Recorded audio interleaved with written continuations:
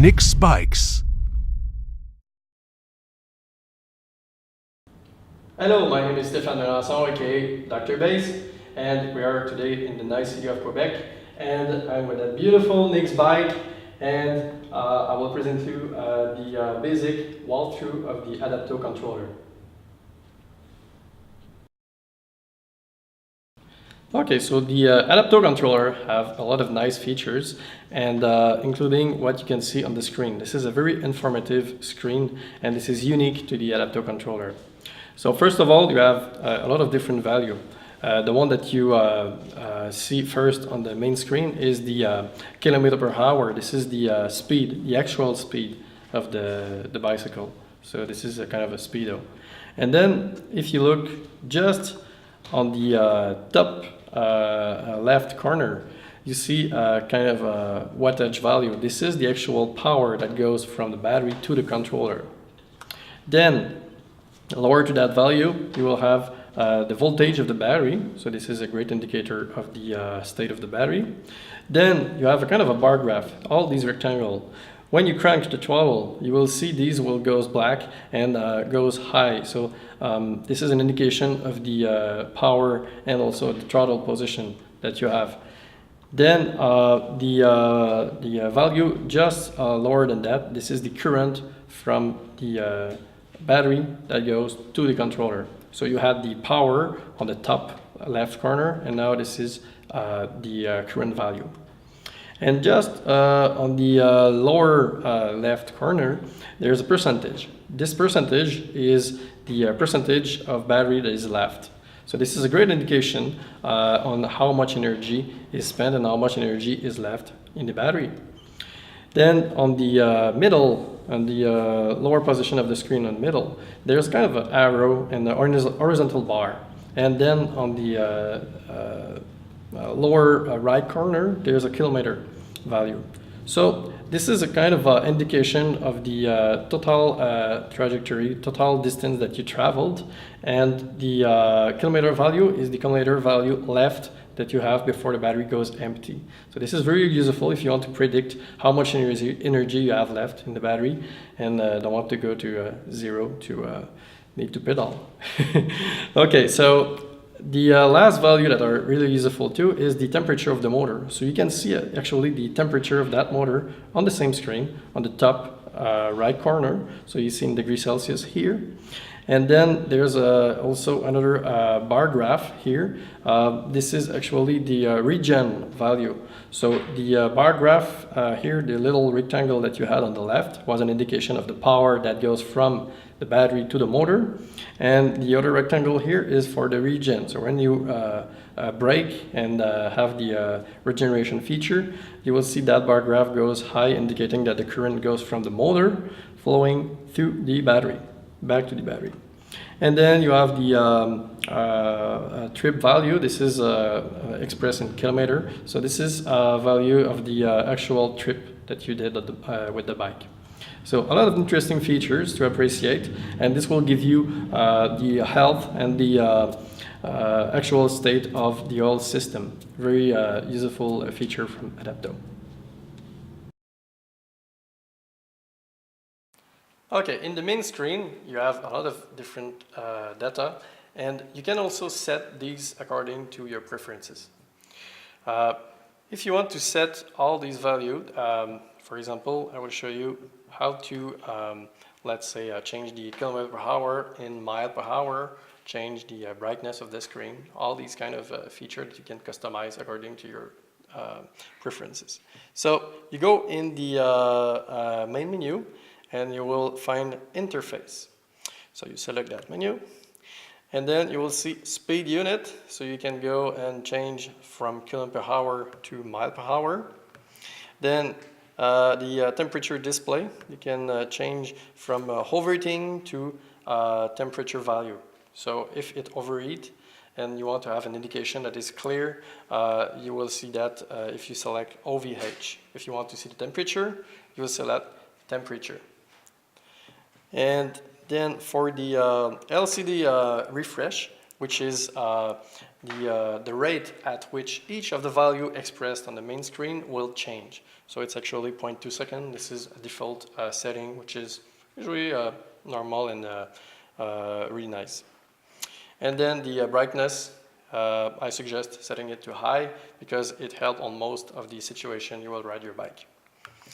And then you have a quick menu. You can set for it to have a fast access to different setting in the menu. You can select that, and you can also choose what kind of value you want to express in the main menu, in the main screen. And then suspend mode, which is the second option. So this is an option where the main screen will just shut down. Okay, so if you want to have about 2 minutes of not use for the bike and you want to have the controller to just shut down, you can set it to yes, and then you will select which time you want the controller to shut down. And then you go on the well, okay, now yeah, all the settings are done now, and so this is all for the customizing of the main screen. Okay, the Adaptto controller have a lot of different screens for various indication to you about the state of the controller and various settings that you have customized. So apart the main screen, you have also, if you click on the right arrow, you will have the statistics value, which is really interesting because you have a lot of informative value about your last trip. So you can have the total energy used, the watt-hour per kilometer, which is your efficiency, and also the trip distance, the time that your actual run is, the average speed, maximum power, which is interesting. It will give you a great indication of the ride tuning of your controller. And also the actual amperes and watt hour of your battery. And also an interesting parameter that not all the normal controller will have, lower performance I mean, this is the milliohm resistance value. So when you run your bike, you will see a value that is shown here, and the lower value that you have is the best. So you want to have resistance of the battery that is usually the lower as possible. It will give you the maximum power. So this is just an indication of the health of your battery. Now, if you go to the next screen, you will see the BMS voltages of the cells. So this is the actual indication of all the various voltage of all the 20 cells group. So it will indicate you if the balance is good or not.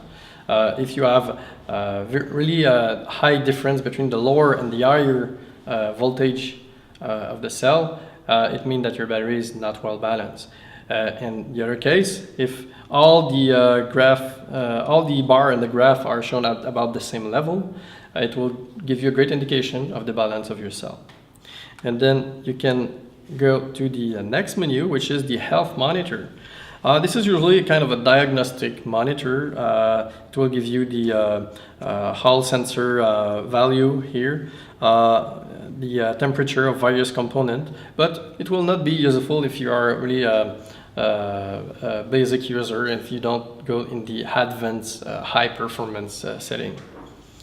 And then you go up and you'll have different indication like the serial number, the firmware version of the actual product, and also the number of that firmware here. In the case that you have selected the charge enable, but that your charge process is not starting, you can force it to start. So to do that, you have to just press on the right arrow, and then you see on the screen, press up to enter in the charge mode. So you press up, and then the charge will slowly begin to charge the battery, and then you will see the power rising on the main screen, which is a great indication of the charging process has begun.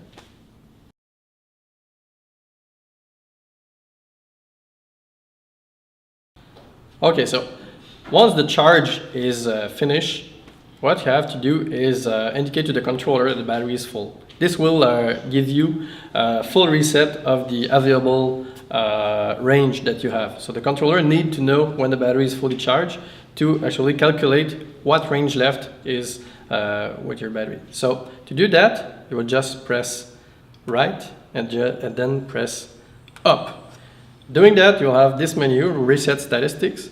So you will select yes to set, reset and full charge. Doing that, it will reset all the statistics that you had from the previous ride, and then it will also set full charge. So it will reset the counter of the energy consumed by the controller. So you select reset and full charge, and that's it.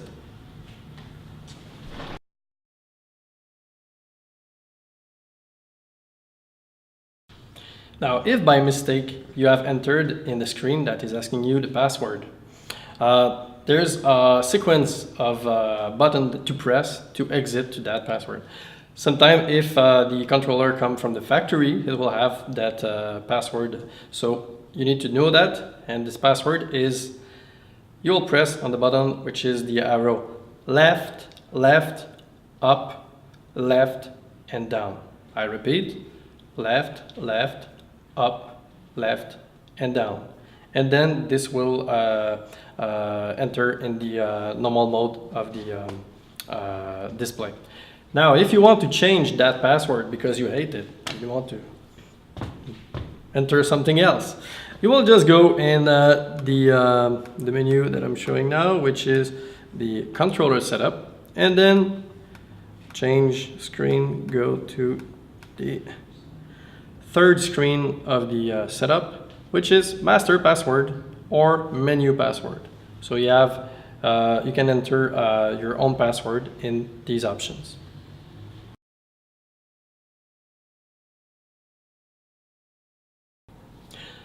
My very preferred feature about this controller is that you can define the range that you want to do using your battery.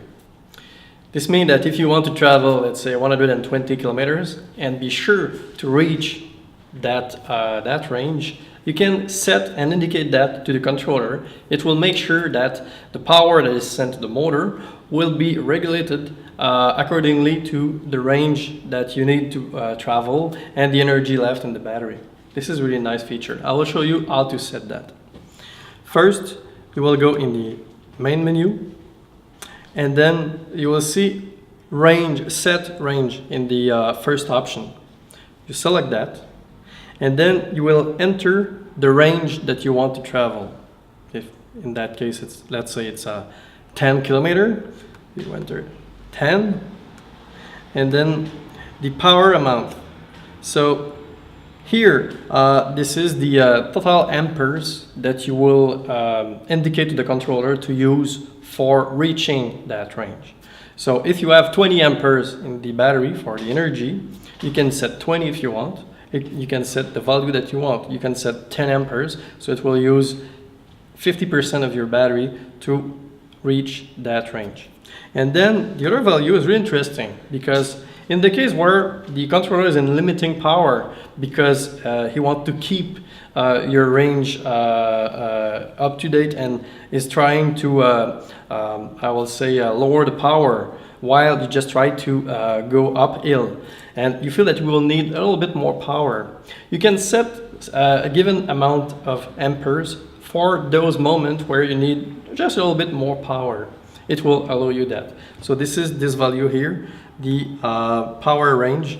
So you can set the number of ampere that you have. It's a kind of an extra amperes that you will allow for that. And then once you're ready, you just press go, and it will start regulating the power and everything, just to make sure that you achieve all that range that you have preset. This is really nice. I hope you will appreciate that.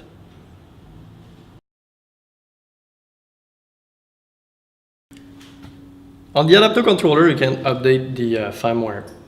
To do that, you will need to open the display to have access to the SD card.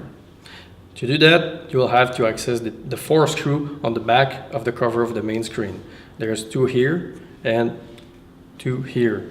And then you will have access to that little SD card, and you will put it in your computer, go to the Adaptto website, and there's a support area where you can click, and then you will have access to all the instructions to know how to copy the latest firmware on that card, and how to make the update to your controller using this SD card. Please follow carefully all the steps, because if you do that wrong, it will not work. And then on that controller, on the display, there's a little USB connector here. This is nice because if you want to charge your cell phone, you can connect it to that connector. This is a standard USB 5 volt and about 1 amp, so you can charge every kind of device using the USB. It will not communicate with the controller. This is only for power requirement.